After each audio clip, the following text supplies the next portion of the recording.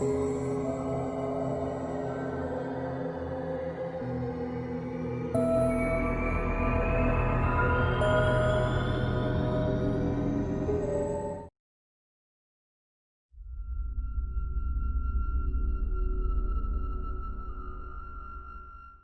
m'appelle Amanda, je viens d'avoir 30 ans. Depuis que j'ai fini mes études, j'ai consacré ma vie à ma carrière professionnelle, ne prenant jamais le temps pour moi ou pour mon entourage. J'ai décidé que cela devait changer. J'ai donc pris l'initiative de prendre 1 mois de congé pour profiter de la vie. La boîte où je travaille est assez cool pour ça. J'ai pu donc poser mes vacances sans trop de problèmes. À la fin de la semaine, je faisais mes bagages pour partir en direction de la petite maison de campagne que j'avais héritée de ma grand-mère il y a quelques années maintenant. Je n'avais jamais eu le temps de m'y rendre plus d'une soirée. En général, j'y allais juste pour vérifier que tout allait bien. Mais la plupart du temps, je la louais à des particuliers histoire de ne pas la laisser trop souvent vide. Le voyage fut rapide, à peine plus d'1 heure de route. J'étais heureuse d'être enfin arrivée.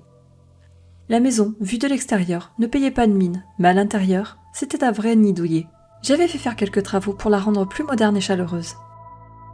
Je me suis garée dans le jardin, non loin de la porte d'entrée. J'ai déchargé mes affaires et je suis rentrée dans la maison. J'eus à peine le temps de poser mes affaires que quelqu'un sonnait déjà à la porte. Bonjour ma jolie, je suis contente de te voir ici. Ça faisait longtemps que je ne t'avais pas vue. C'était ma voisine et vieille amie de ma mère. C'était elle qui s'occupait d'accueillir les gens qui louaient la maison. Étant une des plus grandes commères du village, elle ne me réclamait pas d'argent. Le fait de voir de nouvelles personnes dans son village natal et de pouvoir raconter des potins à ses copines lui suffisait amplement. Bonjour Marie, ça fait longtemps que nous ne nous sommes pas vus. Comment allez-vous ? Très bien ma chérie, et comment va ta mère ? Elle va bien. Elle m'a dit de vous passer le bonjour. C'est gentil de sa part. Allez, je te laisse t'installer. Si tu as un souci ou n'importe quoi d'autre, tu sais où me trouver. Surtout n'hésite pas. Merci beaucoup Marie, à plus tard. Après quelques dizaines de minutes, j'ai enfin fini de déballer et ranger toutes mes affaires. Je n'avais pas vu le temps passer. J'étais arrivée en fin d'après-midi, et le temps que je range tout mon bazar, le soleil commençait déjà à se coucher. Je n'avais pas très faim, j'étais surtout fatiguée, mais j'entrepris néanmoins de me faire une assiette de pâtes, tout ce qu'il y a de plus banal, et de regarder un film dans le canapé. Après 1 heure, je commençais à piquer du nez quand j'ai soudainement entendu du bruit venir de la buanderie, comme une espèce de frottement. « Oh, c'est pas vrai, ne me dis pas qu'il y a des souris dans la maison maintenant !»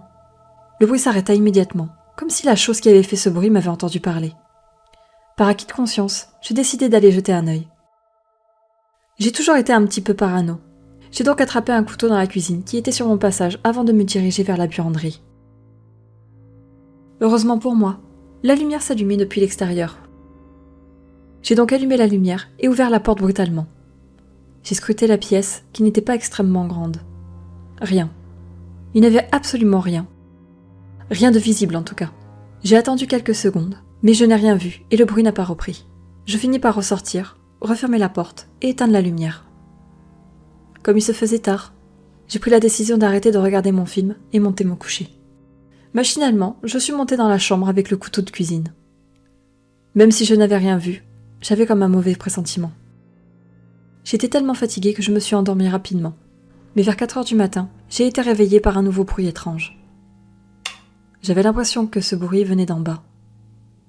Je me suis redressée dans le lit et j'ai tendu l'oreille pour écouter s'il y avait bien quelque chose ou si c'était juste le fruit de mon imagination. Je ne rêvais pas. J'entendais bien du bruit en bas. Est-ce que quelqu'un était entré ? J'étais pourtant sûre d'avoir fermé la porte d'entrée à clé. Fort heureusement, j'avais gardé le couteau de cuisine près de moi. Je le saisis fermement, pris mon téléphone et ouvris doucement la porte de ma chambre. Sans faire de bruit, je me suis mise en haut des escaliers pour observer ce qu'il se passait en bas.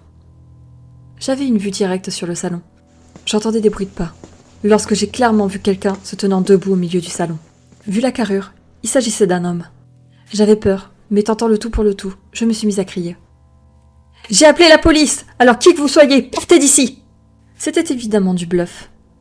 Je n'avais pas appelé la police, je n'avais pas pensé à le faire avant de sortir de la chambre. Je voulais être sûre qu'il y avait bien quelqu'un avant de les appeler, histoire de ne pas passer pour une folle s'il n'y avait personne. Heureusement pour moi, l'homme prit ses jambes à son cou. J'entendis une porte claquer, mais ça ne ressemblait pas au bruit que faisait ma porte d'entrée. Elle était lourde et faisait un bruit sourd lorsqu'on la claquait. Là, le bruit m'a immédiatement fait penser au son de la porte de la buanderie. Sans attendre davantage, je composai le numéro de la police pour les avertir de ce qu'il se passait chez moi. Je me suis enfermée dans ma chambre en attendant leur arrivée. En moins de 5 minutes, j'aperçus le gyrophare d'une voiture de police. Prudemment, j'ouvris la porte de ma chambre et allumai toutes les lumières sur mon chemin avant de descendre rapidement pour ouvrir à la police. J'expliquai la situation aux 2 agents et ceux-ci partirent directement en direction de la buanderie, armes au poing. Ils ouvrirent la porte brutalement. Et rien. Encore une fois, la pièce était vide.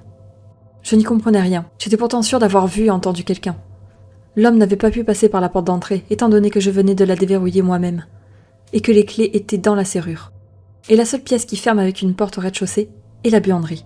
L'un des agents de police remarqua une trace sur le sol à côté de la machine à laver.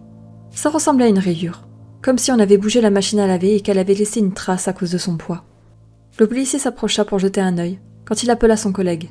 « Regarde ça, j'ai l'impression qu'il y a quelque chose derrière. » Ils déplacèrent la machine à laver, et mon cœur rata un battement. Derrière la machine était dissimulé un trou qui donnait accès aux fondations de la maison. Autrefois, on s'en servait comme cave à vin. On pouvait y accéder depuis l'extérieur, mais j'avais tout fait fermer, car je n'en avais pas l'utilité. Les policiers éclairèrent le trou, et à l'intérieur, il y avait un sac de couchage, des vêtements et tout un tas d'autres choses dispersées un peu partout.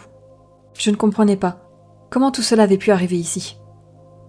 La maison était toujours fermée, et Marie s'assurait toujours que les particuliers qui louaient la maison laissaient bien tout en ordre. Je me suis relevée d'un bond et courus vers la porte d'entrée. Il fallait que je vérifie quelque chose. Avec la lampe de mon téléphone, j'éclairais mon chemin tout en faisant le tour de la maison pour arriver devant l'ouverture de l'ancienne cave à vin. Je n'en croyais pas mes yeux. Une pierre avait été déplacée. Je pouvais voir la lumière de la lampe d'un des policiers qui passait à travers. L'homme avait sûrement dû passer par là pour s'enfuir. Que voulait-il ?